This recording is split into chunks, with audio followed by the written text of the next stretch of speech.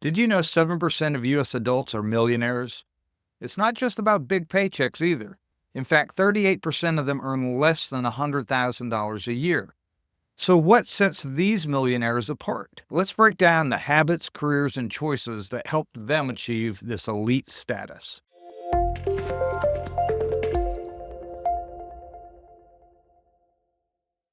Welcome back to Simply Money. Today, we're going to be looking at the 7% of U.S. adults who have achieved millionaire status. This magic number of $1 million is what a lot of people strive for. Here on Simply Money, we're all about trying to help people achieve their financial freedom, and that is a unique path for everybody. So you may not need $1 million. You may need more than $1 million. I've done videos, you can check one out right here, on not needing $1 million to be financially independent. Because a lot of people don't understand the most important number, and that's your expenses. If you have high expenses, you carry a lot of debt, you will need a larger amount of money to be financially independent. One of the things we strive to do is to help you set up a budget and a financial plan to reduce your expenses and increase your wealth so you can become financially independent. Today, we're going to look at some of the habits and careers that set these 7% of people apart. Do you want to be a millionaire? Perhaps you need to look at making some of the changes and incorporating some of the habits that these individuals have to reach this status. Let's start out with the first statistic, that the average age of adult millionaires is 59. That just lets you know it's because of a lifetime of accumulation. They've built up equity in their home. They've had time to put money into their 401k and other investments, and they've probably reduced their expenses over time. By 59, most people have reduced their expenses because children are grown. Maybe they're not paying for college anymore. Perhaps they don't have the expenses of all the kids' activities, and it's now just down to the individual or the couple, and their expenses have been reduced drastically. The average age being 59 is close to when most people are looking to begin to retire as well. They've kind of maximized their net worth at this point and set themselves up. But don't be discouraged if you're 30, 40, even 50 years old and you haven't reached a milestone yet, because that compounding another 10 years, if you're 50 going to 60, another 10 years, you can more than double what you already have if you're invested wisely. Let's look at number 2. Is 38% of these individuals earn less than $100,000. You don't have to be a high earner in order to reach millionaire status. Over a third of the individuals who have reached this status make less than $100K a year, because it's not how much you make, it's about how much you keep. Being a millionaire, being financially independent is all about managing your money, knowing where every dollar is going, and using that money with a plan. And so if you're a high earner, but also a high spender, you may never reach this status, because lifestyle creep kicks in, or the more you make, the more you spend. You upgrade your car, you upgrade your house, you upgrade your vacations. Everything starts going up with your income. It doesn't have to be that way. A lot of times, people who are in more of a moderate income have learned to be more budget conscious and have put that money aside. A third of the people, a little over a third of the people, have made less than $100K to reach millionaire status. But don't feel like you have to be a doctor or a lawyer, because we're going to see in a minute the top 3 careers that have reached this status as well. And surprisingly, I'll give you a precursor, doctors are not on that. The next one, number 3, 88% of those millionaire status people are college graduates. Let's start with the positive side of that. 12% never went to college or never graduated college. You can think of people like Bill Gates, who dropped out of college to start Microsoft. There's lots of stories of people who have made it big without a college degree.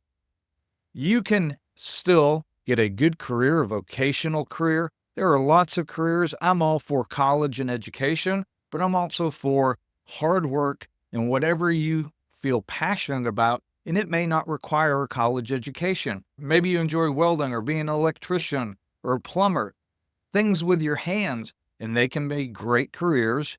They're not going to be making hundreds of thousands of dollars unless you open a business and become an entrepreneur, but you can still earn a good living and reach millionaire status because 12% of the people did.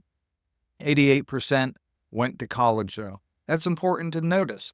And so let's take this and realize that even though maybe you didn't graduate college, one of the things you may want to do is invest in yourself in taking some courses. Maybe you learn data analytics. Maybe you learn some other career or field or specialty with all the online and all the offerings that are out there that you can improve your marketability and invest in yourself. That is something that a lot of these people who have reached millionaire status have done. Number 4, get this, 80% of them work out at least 3 times a week.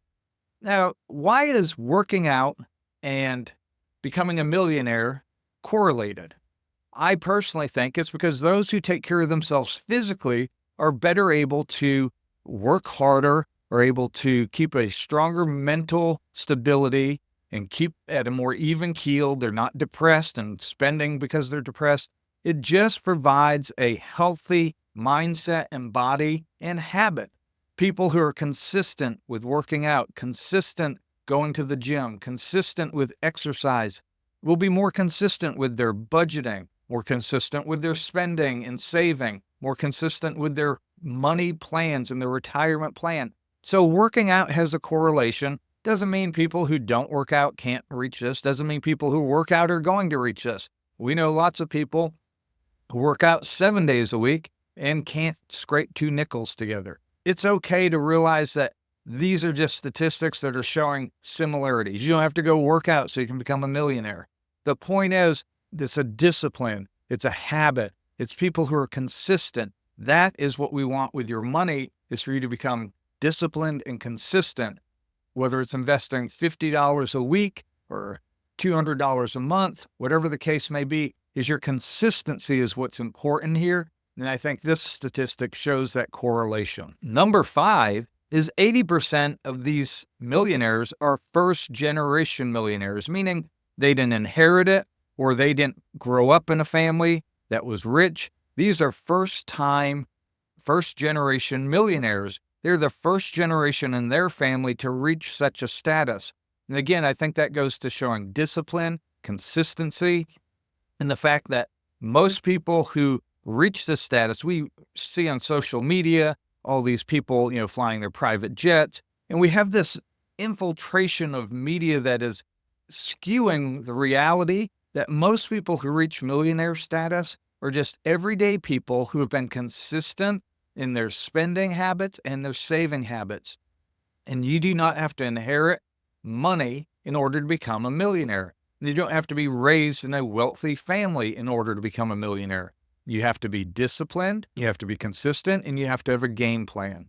And that's what this channel and this video is all about, is building habits that help change your mindset and help change your habits toward building a financial future that is free to do what you want, when you want, with whom you want. I recommend reading Atomic Habits. It's a great book. You can see the link down below in the description and grab a copy of that. It's talking about that compound impact of positive habits. We talk about compound interest, compounding of your money, but habits are the same way. When you take on positive habits, you're compounding the impact. The more consistent you are, the bigger the impact they have. Just like going to the gym 3 times a week will have a compounding effect on your health and your wholeness of your life. But compounding also can work in the negative way. If you have credit card debt and all sorts of debt, that's compounding against you. It's working great for the banks who are supporting that, but it works negatively for you. No different than other habits, eating habits and things can have a negative compounding impact on you. Habits compounding positively can be a great thing. And this 80% of these first-generation millionaires have built these types of habits. Now, 78% do not carry credit card debt. Doesn't mean they don't use credit cards. I'm not going to be on the fan base of the Dave Ramsey's credit cards are evil, don't use credit cards at all. I get they can be so dangerous. I am opposed to credit card balances.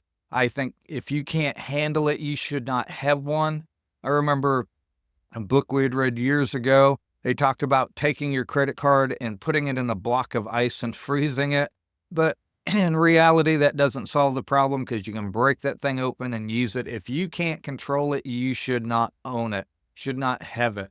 But if you can use it and it makes life convenient for you, you can take advantage of some of the perks, that's fine. I'm not opposed to it. But the realization is those who have reached millionaire status, 78% of them don't have credit card debt and never carry credit card debt because that is 20% interest working against you. And people who become wealthy don't pay 20% interest for anything. That is where you need to get control of your spending and your habits and make sure you're disciplined. Build that disciplined habit. And if, again, you can't handle it, get rid of the credit cards. Now, the top 3 jobs, the careers of these millionaires. We'll pause for a minute. Drop down in the comment what you think the top 1 or 2 career fields for millionaires in our country, in the United States, is. It's probably similar in other countries. If you're from Canada or somewhere else, let me know in your country, what are the top careers that people have that have reached millionaire status? I had said it a minute ago, it's not doctors in the top 3. They are not doctors. What are your thoughts? Number 1, CPAs. Hey, they're good with money. They like numbers. They're disciplined. They do spreadsheets. You talk to most people who are investing and taking care of their money themselves, they are nerding out on spreadsheets. My wife laughs at me. I create spreadsheets. I have a dividend tracking spreadsheet, a portfolio tracking spreadsheet, I have a budget spreadsheet. I love spreadsheets. I love charts. I love putting the numbers on. I love projecting the growth. I love watching and pulling up prior performance and putting the numbers on and seeing how it's working. And that is entertaining for me. And most people who do love numbers can be really good at this because they enjoy looking and crunching the numbers. CPAs are the number 1 out of the 7% who have achieved millionaire status. Those are the CPAs. I'm not talking about those who inherited the money. I'm talking about those who have worked their job, been disciplined, invested, and watched that compounding growth. Number 2 is engineers. These are people who are very organized, step by step, very methodical. Again, mindset of doing things that are very organized with a purpose. And so CPAs, engineers, and number 3, teachers. Now, a lot of people will be like, there's no way, teachers don't make enough. Exactly. You don't have to make a high income in order to achieve millionaire status. Teachers are about planning. Teachers are about having everything organized. And teachers also have, to their advantage, great pensions. So a lot of times that aids into their ability to have that extra income and ability to save money in their later years. Teachers have a lot in common with CPAs and engineers as well. Those are your top 3 careers for the 7% of U.S. adults who've reached millionaire status. This is meant to encourage you that you can change your projection for your future. And if becoming a millionaire is your goal, financial independence, whether it's at 500,000, 700,000, a million, whatever it is for you, you can reach those goals. But what habits are you changing and implementing to reach those goals? That's our challenge here today on Simply Money. What are you doing? What steps are you taking today in order to reach that status? Maybe you're eyeballing debt. That's fine. What steps are you taking to reduce that debt so you can get to the point where you can begin investing in your financial independence? We have all sorts of videos on the channel. Check some of them out. Just go to the YouTube channel, search what you're looking for: debt, budgeting, how to get out of debt, how to invest, dividend snowball, all sorts of topics that you can research and learn. We have a mall that you can go to. It has an educational floor. It has a floor that has stores to help you with your insurance and reducing cost of different things, debt and investing, all sorts of stuff. Check that out on the link, the Simply Money Mall. It's free to get the member key and become part of that community. This video is meant to give you some statistics and realize, you know what? Everyday people can become millionaires. Read the book, Millionaire Next Door. It's great to see that ordinary people in ordinary careers can become millionaires. It's habits and it's certain decisions that they make that get them to that point. It's not about inheriting money. It's not about earning hundreds of thousands of dollars a year. It's about having a plan, living on a budget, and making that plan work for you. What do you think about this video? Do you like these types of statistics? If so, hit that like and subscribe button. If you have a comment, maybe a statistic that you'd want to share with the community, go ahead, throw that in the comment as well. And thank you for joining me on Simply Money, and we'll see you next time.